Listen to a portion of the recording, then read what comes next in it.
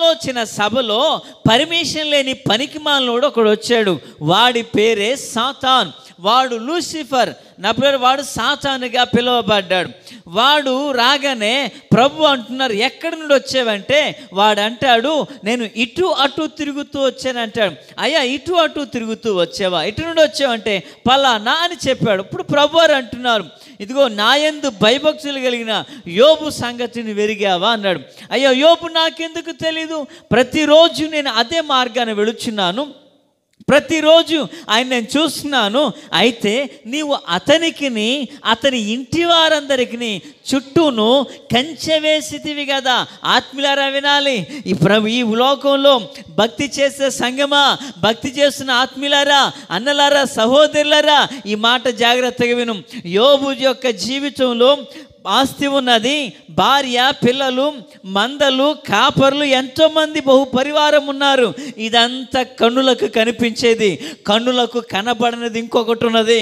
అదేంటో తెలుసా? తన చుట్టూ, తనకు కలిగిన దాని చుట్టూ దేవుని యొక్క క్షేమము, దేవుని యొక్క భద్రత, అపవాది అనబడిన వాడు లోనికి అడుగు పెట్టుకున్నట్లు రౌండ్గా దేవుడు కంచె వేస్తున్నాడంట. ఇది కన్నులకు కనపడనిది, ఇది కన్నులకు కనపడినది. నేను అంటాను, ఓ మొక్క భూమిలో నాటినప్పుడు అది పైకి ఎదుగుచ్చు ఉంటుంది, కానీ లోతులోకి వేరు దిగుచూ ఉంటుంది. నేను అంటాను, యోబు యొక్క ఆస్తి కానీ, యోబు యొక్క బాహ్య జీవితం కన్నులకు కనిపించినట్లుగా పైకి కనిపిస్తుందండి, కానీ తన యొక్క జీవితంలో దేవుడు ఇచ్చిన కాపుదల అది సాతానికే కనపడుతుంది.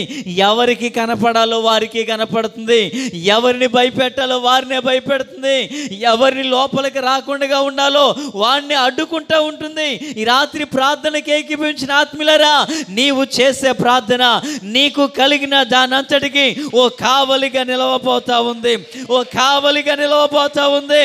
ఓ ఇదిగో యెరూషలేము చుట్టూ పర్వతాలు ఉండినట్లుగా, యెరూషలేము చుట్టూ పర్వతములు ఉండినట్లుగా ఆనాడు దైవభక్తుడైనటువంటి ఎలీషాయు, గెహజీయు పర్వతమును మీద నుండగా ఇదిగో ఆయన అంటాడు, ఇదిగో గెహజీ, ఇదిగో సిరియనులు అనబడినటువంటి వారులు ఈ యొక్క పట్టణమును మోహరించి మిడతల దండు వలె ఉంటే మన చుట్టూ ఉన్నవారు అధికులనై ఉన్నారు. ఈ పట్టణాన్ని మోహరించిన వారు మిడతల వలె ఉంటే మన చుట్టూ ఉన్నవారు అధికులై ఉన్నారు. అది అగ్ని రథములు ఉన్నాయంట. దేవునికి స్తోత్రం కలుగును గాక. అంటే ప్రార్థించే వారి పక్షాన, ప్రార్థన చేసుకునే కుటుంబ పక్షాన దేవుడే తన భద్రతనివ్వబోతున్నాడు, దేవుడే తన క్షేమాన్ని ఇవ్వబోతున్నాడు.